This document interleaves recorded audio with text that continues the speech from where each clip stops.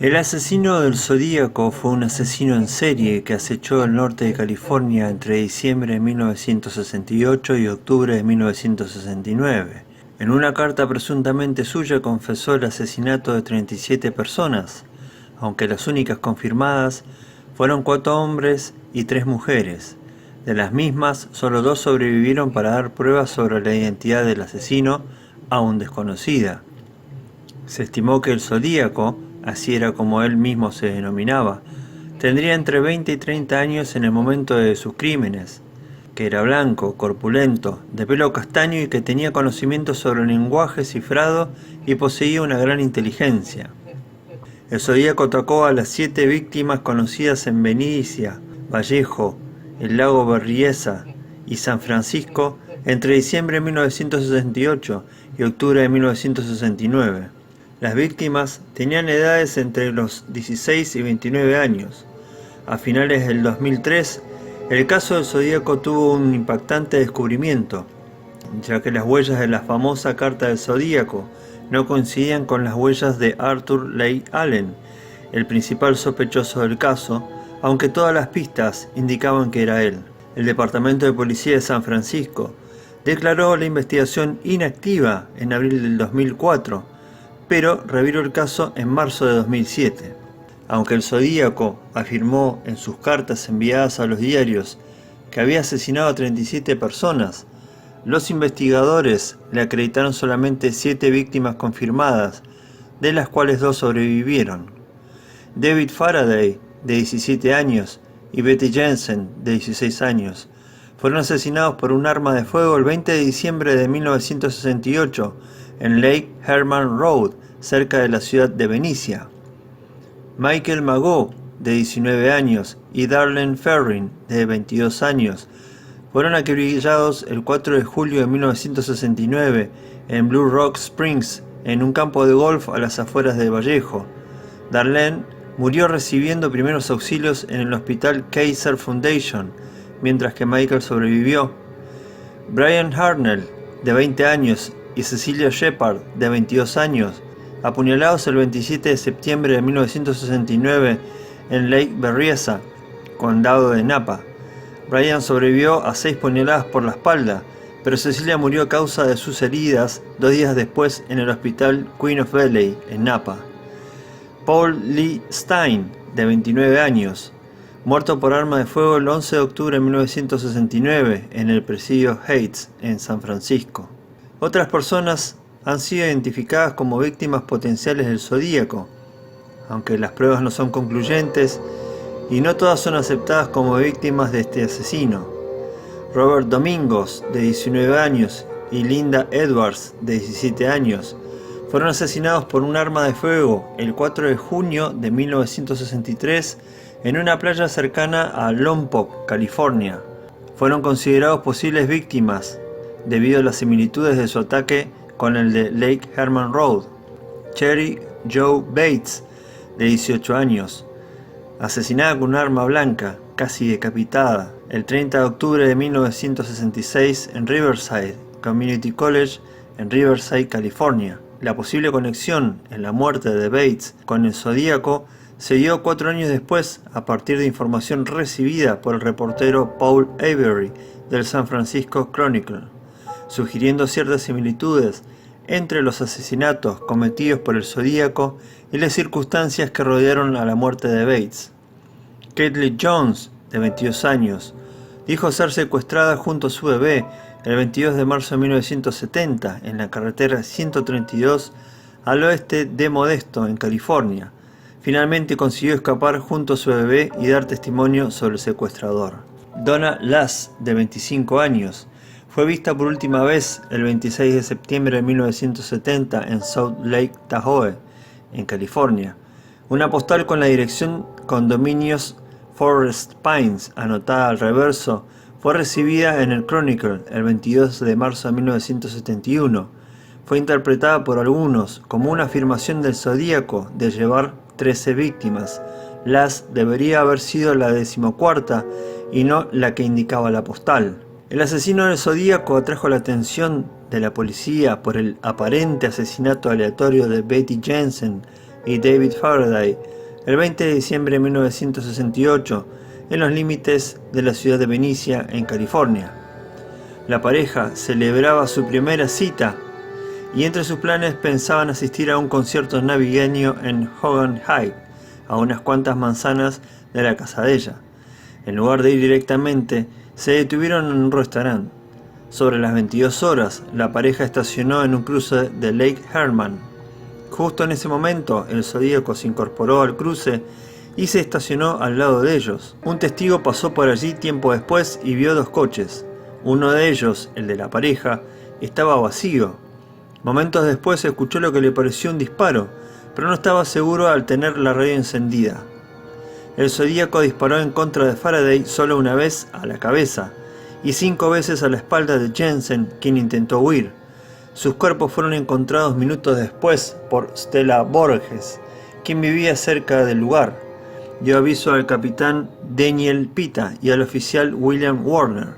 El detective y sargento Les Lundblad, de la oficina del sheriff del condado Solano, investigó el crimen, pero no se encontraron pistas sólidas. Michael Mago y Darlene Ferrin fueron agredidos por un arma de fuego en la madrugada del 4 de julio de 1969 en el estacionamiento de un campo de golf en Blue Rock Springs, en Vallejo. Tan solo se encontraban a poco más de 6 kilómetros de distancia del anterior asesinato. La pareja estaba en el coche de ella cuando a su lado se estacionó otro vehículo, cuyo conductor salió para volver 10 minutos después. Una vez aparcado detrás de ellos, para evitar que se escaparan, el Zodíaco se acercó al coche y les alumbró directamente a la cara para cegarlos. Entonces disparó con una Luger calibre 9 milímetros. A las 0:40 horas del 5 de julio de 1969, una llamada anónima, efectuada por un hombre, informó al departamento de policía de Vallejo lo sucedido. Y no solo eso, confesó que él lo había hecho y que era el asesino de Jensen y Faraday, asesinados hacía 6 meses. La policía rastreó la llamada, proveniente de un teléfono público, de una estación de servicio entre las calles Springs y Tuolumne. Zodíaco estaba a al menos de 1 kilómetro de la casa de Ferrin y a pocas calles de la oficina del sheriff. Ella fue declarada muerta en el hospital, pero él sobrevivió al ataque a pesar de haber recibido disparos en el rostro, el cuello y el pecho. Los detectives John Lynch y Ed Rust del Departamento de Policía de Vallejo investigaron el crimen.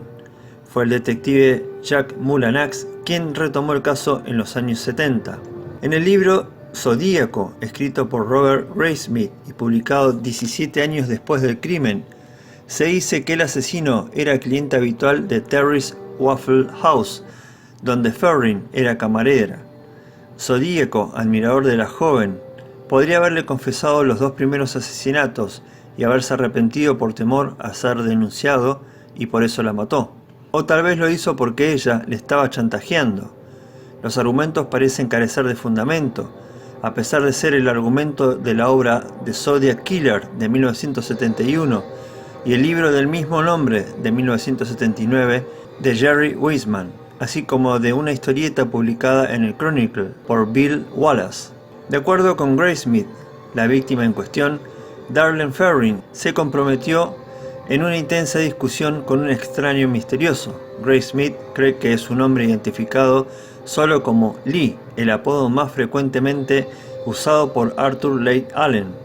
Según dicho autor, la persecución en el coche por Blue Rock Springs terminó cuando el desconocido se acercó al vehículo de Ferrin y procedió a abrir fuego contra las víctimas.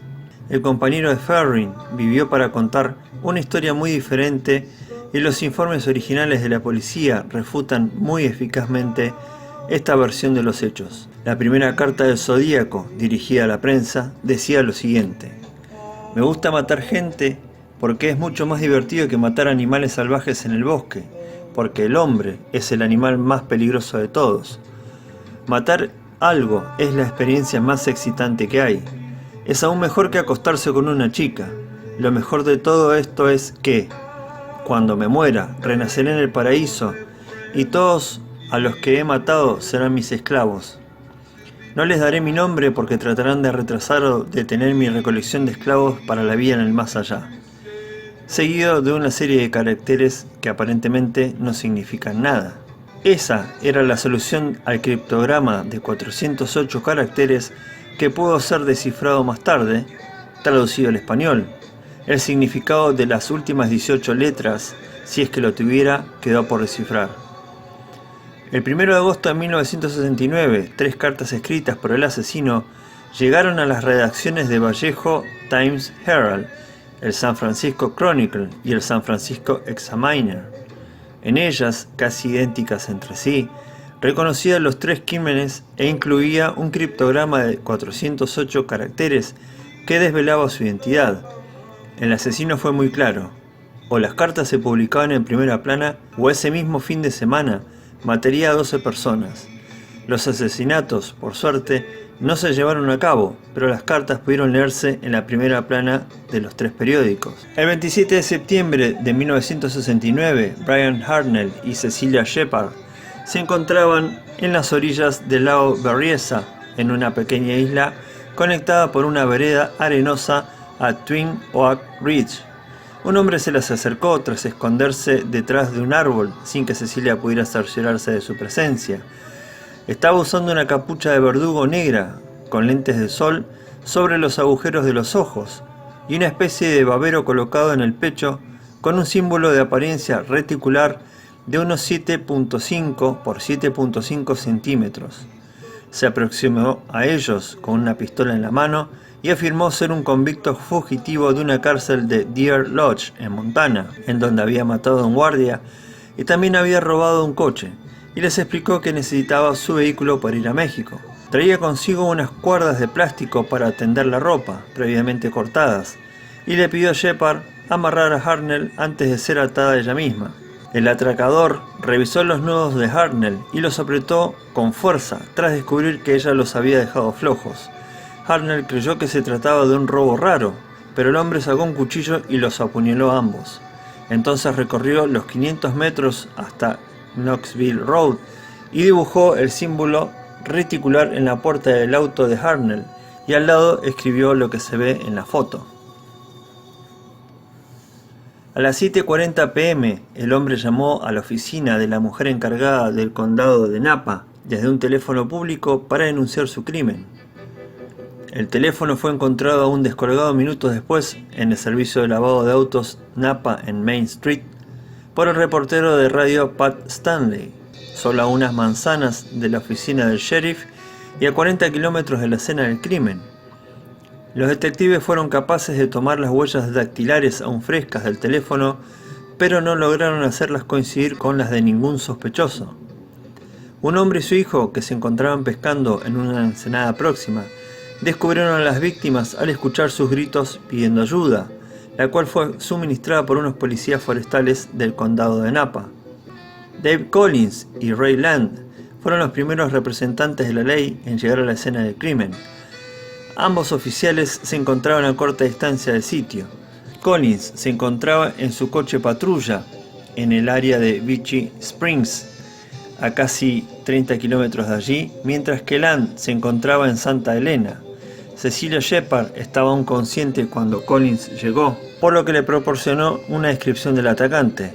Hartnell y Shepard fueron trasladados en ambulancia al hospital Queen Valley ubicado en Napa. Shepard entró en coma durante el trayecto al hospital y nunca recuperó la conciencia. Murió 2 días después, pero Hartnell sobrevivió para contar su historia a la prensa. El detective y sheriff del condado, Ken Narlow, quien estaba asignado al caso desde el inicio, trabajó intentando resolver el crimen hasta su retiro del departamento de policía en 1987.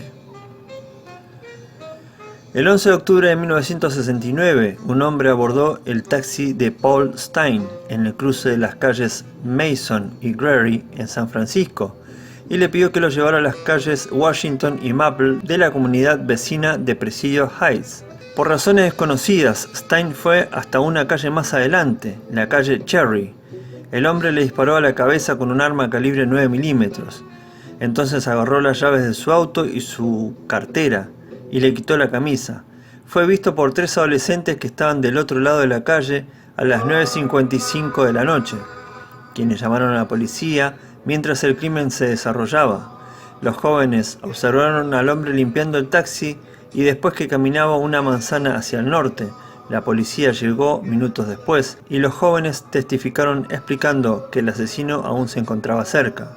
2 manzanas adelante de la escena del crimen, el oficial Don Fouke, quien también había respondido a la llamada de auxilio, observó a un hombre blanco caminando por la acera y que después subía una escalera que conducía a una casa ubicada en el lado norte de la calle.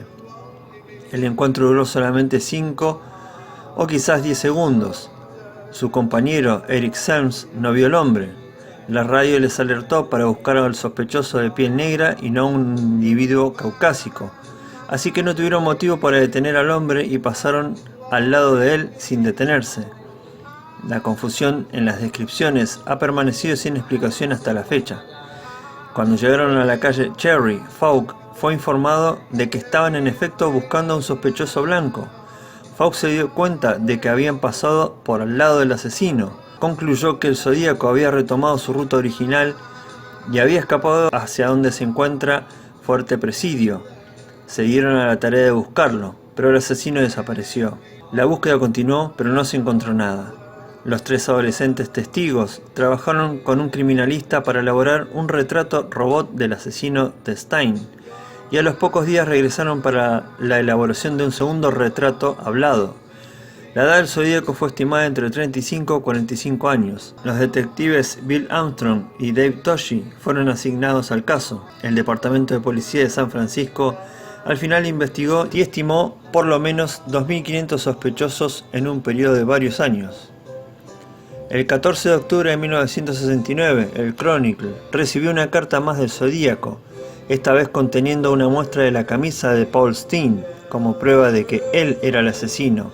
También tenía una amenaza de que dispararía en una escuela para niños. Fue entonces cuando la policía supo que era a quien habían estado buscando algunas noches antes en Presidio Heights. A las 2 de la mañana del 20 de octubre de 1969, alguien afirmó que el Zodíaco había llamado al departamento de policía de Oakland, exigiendo que uno de los 2 prominentes abogados, Lee Bailey o Melvin Belly, aparecieran en el show televisivo de mesa de exposiciones de Jim Dunbar por la mañana. Bailey no pudo asistir, pero Belly se presentó en el programa. Dunbar pidió a los telespectadores mantener las líneas telefónicas abiertas, y entonces alguien afirmando ser el Zodíaco llamó varias veces y dijo que su nombre era Sam. Belly aceptó encontrarse con él en Daly City, pero el sospechoso nunca apareció. Los oficiales de policía que anteriormente habían escuchado al Zodíaco escucharon la voz de Sam y concluyeron que él no era el Zodíaco.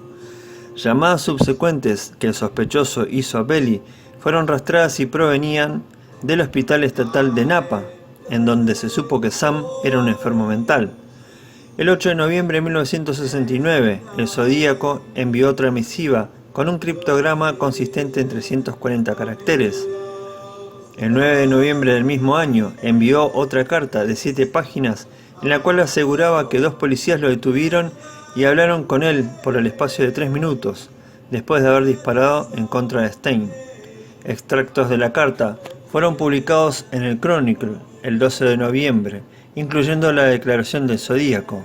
Ese mismo día, Don Fouke escribió un memorándum explicando lo que había sucedido esa noche. Muchas soluciones posibles fueron sugeridas pero no fueron aceptadas, ya que se alejaban de las convenciones de codificado. Finalmente, el 5 de diciembre de 2020, 51 años después, los 340 caracteres fueron descifrados por un grupo de aficionados. Espero que se estén divirtiendo mucho en tratar de atraparme. Ese no era yo en el programa de televisión, lo cual trae a colación algo sobre mí. No tengo miedo de la cámara de gas porque me enviará al paraíso lo más pronto posible.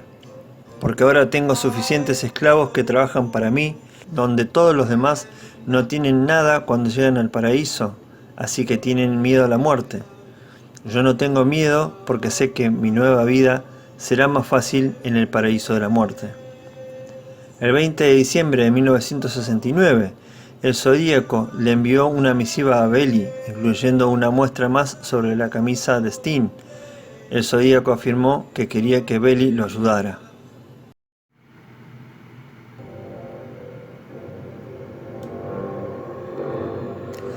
Bien amigos, esta fue la primera parte del documental El asesino del Zodíaco.